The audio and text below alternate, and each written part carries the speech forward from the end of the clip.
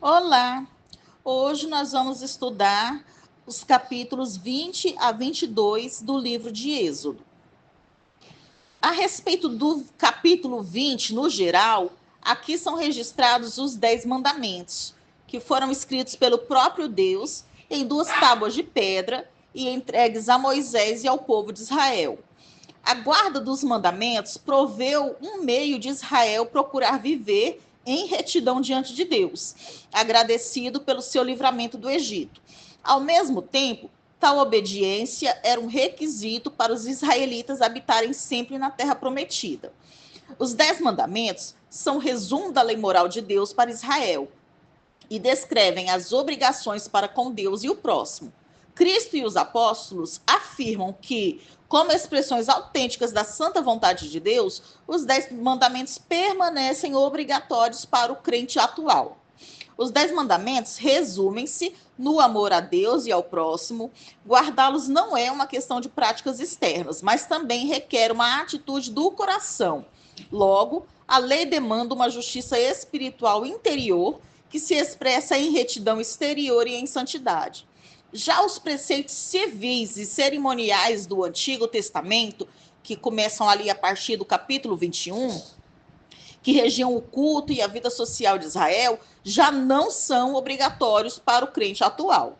Eram tipos e sombras de coisas melhores vindouras e cumpriram-se em Jesus Cristo.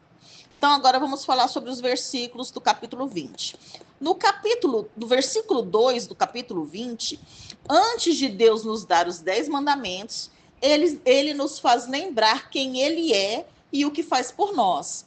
Ele começa com uma autoidentificação que era normal em um documento pactual enviado por um rei e em proclamações e inscrições reais. Em Israel, a transgressão da lei era, em primeiro lugar, uma ofensa ao Senhor, não apenas uma ruptura de ordem ou uma ofensa contra outras pessoas. Assim, é a mesma coisa com o pecado. Antes de ser algo contra o próximo, o ato do pecado é contra Deus. No versículo 3 do capítulo 20, este mandamento proíbe o politeísmo que caracterizava todas as religiões do Antigo Oriente. Israel não devia adorar nem invocar nenhum dos deuses de outras nações. Deus lhe ordenou a temer e a servir somente a ele. No versículo 4 do capítulo 20, a proibição da adoração aos outros deuses determina que nenhuma imagem deles seja feita. É também vedado a qualquer pessoa fazer uma imagem do próprio Senhor Deus. Ele é infinitamente grandioso para ser representado por algo feito por mãos humanas.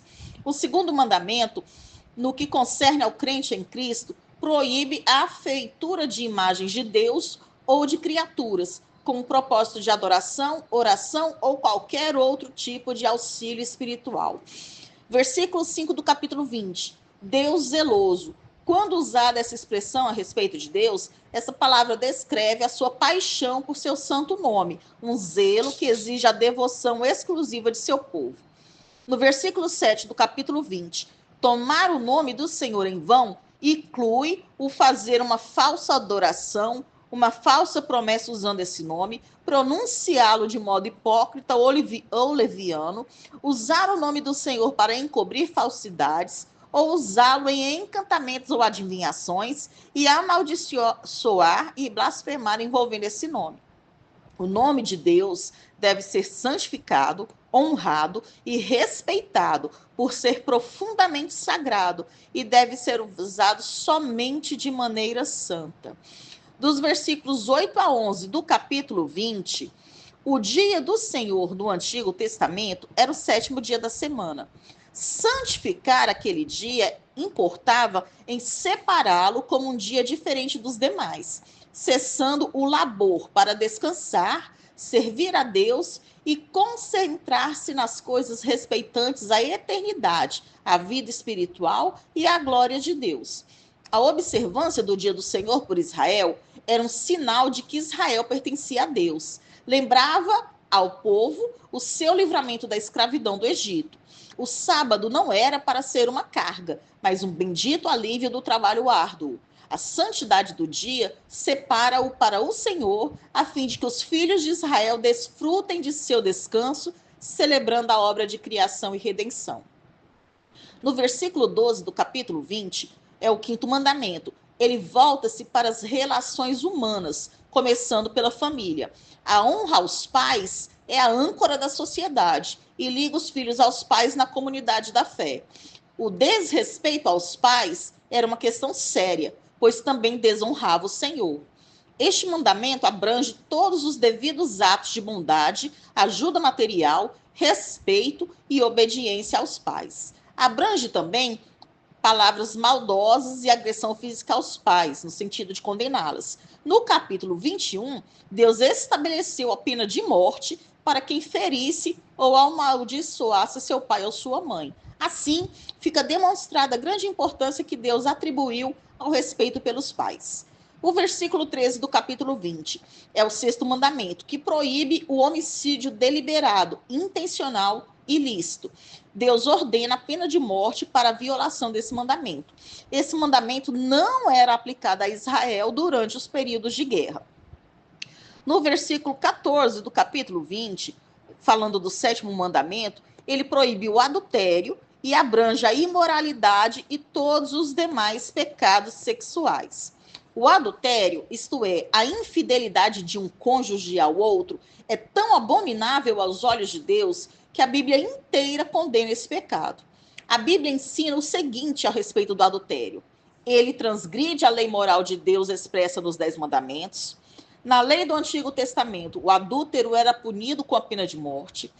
O adultério acarreta consequências permanentes e graves, e quem comete adultério levará o opróbrio disso por toda a vida. No versículo 15 do capítulo 20, este mandamento proíbe o furto de dinheiro ou de qualquer outra coisa que pertence a outrem. Desonestidade também é uma forma de furtar. Este mandamento demanda honestidade em todos os nossos tratos com as pessoas. Versículo 16 do capítulo 20 é o nono mandamento. Ele protege o nome e a reputação do próximo. Ninguém deve fazer declarações falsas a respeito do caráter ou dos atos de outra pessoa. Devemos falar de modo justo e honesto a respeito de quem quer que seja. Este mandamento também inclui a mentira em geral. Versículo 17 do capítulo 20. A cobiça inclui o desejo ou concupiscência por tudo quanto é errado ou que pertence a outra pessoa.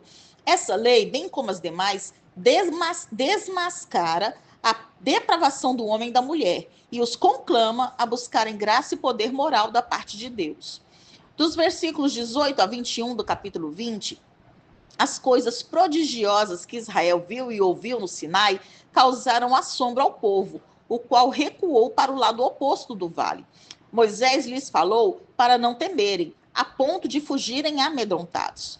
Deus estava demonstrando o seu poder a fim de suscitar neles um santo temor e reverência, que os ajudariam a evitar o pecado. No versículo 25 do capítulo 20, as razões para essa proibição sobre o altar já não estão claras. Alguns têm sugerido que essa provisão visava impedir que os israelitas usassem os altares dos lugares santos dos cananeus, que tipicamente eram construídas de pedras lavradas. O altar dos holocaustos no tabernáculo era feito de madeira, recoberto de bronze, mas era oco e cheio de terra ou de pedras não lavradas. Vejam agora um esboço dos 10 mandamentos, mostrando a passagem em que se encontram, as passagens relacionadas a eles no Antigo Testamento, no Novo Testamento e nos ensinos de Jesus. Agora vamos falar sobre o capítulo 21. O capítulo 21, do versículo 1 até o 11, são leis sobre servos ou escravos. Dos versículos 2 a 11 do capítulo 21, embora Deus não abolisse imediatamente males tais como a escravidão ou a poligamia em Israel, ele os regulamentou, tornando-os mais humanitários.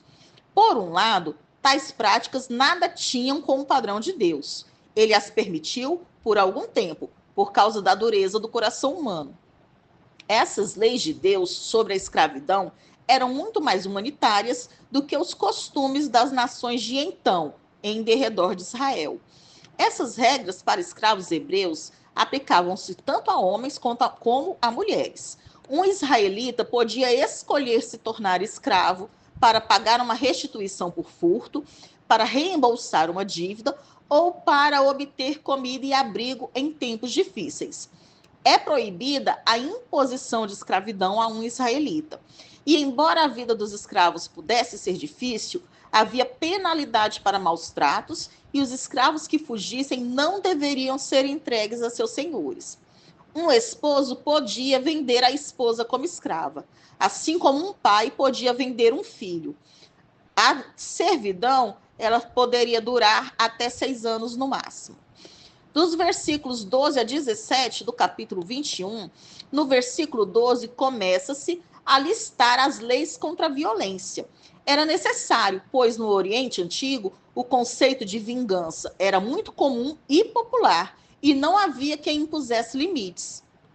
Estes versículos mencionam 4 crimes, aos quais Deus sentenciou a pena de morte: o homicídio premeditado, agressão física aos pais, sequestro de pessoas e amaldiçoar, insultar e ofender verbalmente os pais. Esta penalidade demonstra a importância que Deus atribui ao relacionamento correto entre as pessoas e ao relacionamento apropriado na família. Dos versículos 20 e 21 do capítulo 21, ainda que uma pessoa comprasse um escravo, este não lhe pertenceria totalmente, porque a Deus pertence a terra e tudo que nela há. Por isso, o dono poderia ser punido com a morte se um escravo morresse de apanhar. Se o escravo morresse 2 dias depois, entendia-se que não se devia ao ato de seu dono. A expressão dinheiro seu dá a entender que o escravo custava dinheiro e o dono mostraria consideração pela perda financeira, não pretendendo matar ou aleijar o escravo. Dos versículos 22 a 25 do capítulo 21, Deus, além de exigir a proteção de pessoas viventes, também exigia a proteção de crianças ainda por nascer. O versículo 21 refere-se a uma mulher dando à luz a uma criança prematura por causa de violência cometida contra a gestante. Se isso acontecesse, quem causasse o nascimento prematuro tinha que pagar uma multa. Se houvesse lesões graves na mãe ou no filho, o culpado tinha que pagar segundo a lei da retaliação. Note que se a violência causasse a morte da mãe ou do filho, o transgressor seria réu de homicídio e teria que pagar com a própria vida. Noutras palavras, o nascituro é considerado nesse texto bíblico como um ser humano. Provocar a morte desse feto é considerado assassinato. Note que essa é a única circunstância em que a lei exige a pena de morte por homicídio acidental. Dos versículos 28 a 31 do capítulo 21, prejuízos causados por animais era responsabilidade de seus proprietários descuidados, e uma compensação apropriada devia ser paga. Visto que o boi estivera envolvido na culpa de sangue, sua carne não podia ser consumida. O apedrejamento era uma forma de execução pública e não uma maneira ordinária de se matar um animal. Agora vamos falar sobre o capítulo 22. No versículo 1 do capítulo 22, os ladrões que lucravam da venda de animais furtados deviam restaurar 4 ou 5 vezes mais. Maior compensação ainda era cobrada por um boi furtado, que levava mais tempo para ser criado. Dos versículos 2 a 4 do capítulo 22, a morte de um assaltante noturno desconhecido não incorria em culpa de sangue, visto que confrontar o assaltante poderia pôr em perigo a vida do dono da casa. Mas um ladrão que atacasse durante o dia poderia ser prontamente identificado, e matá-lo não era justificado. O chefe de família poderia defender armado o seu lar, se o furto fosse à noite. Dos versículos 8 a 9 do capítulo 22, onde se fala perante os juízes. Se o ladrão do objeto roubado não fosse encontrado, o depositário era levado ao santuário, onde um juramento de inocência presumivelmente seria proferido. O pastar o animal no campo de outra pessoa era considerado furto. Do versículo 14 do capítulo 22. Na ausência do proprietário, o ônus da prova recairia sobre aquele que pedira emprestado. No versículo 15 do capítulo 22, o custo de alugar o animal cobriria a possibilidade de sua perda. No versículo 18 do capítulo 22, feiticeira era aquela que praticava bruxaria e ocultismo, adivinhação, artes mágicas, suposto contato com os mortos.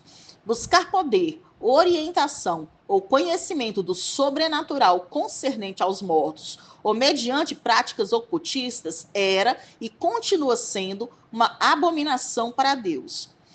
No versículo 20 do capítulo 22, o tipo de sacrifício aqui mencionado envolvia a associação de uma divindade com um adorador.